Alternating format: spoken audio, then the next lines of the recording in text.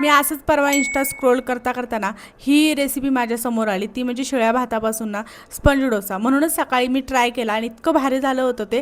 त्यानंतर मग रेडी होऊन ऑफिसला गेले आणि मग संध्याकाळी आल्यानंतर ना पहिले ही भांडी घासायला घेतलीत, कारण सकाळचा राडा मी तसाच ठेवून गेले होते, कारण थोडंसं लेट झालं होतं ऑफिसला जायला. म्हटलं आणि लेट व्हायला नको म्हणून पटपट मग रेडी होऊन ऑफिसला गेले आणि मग ही भांडी राहिली होती म्हणून म्हटलं चला ती सगळी घासून घ्यावीत.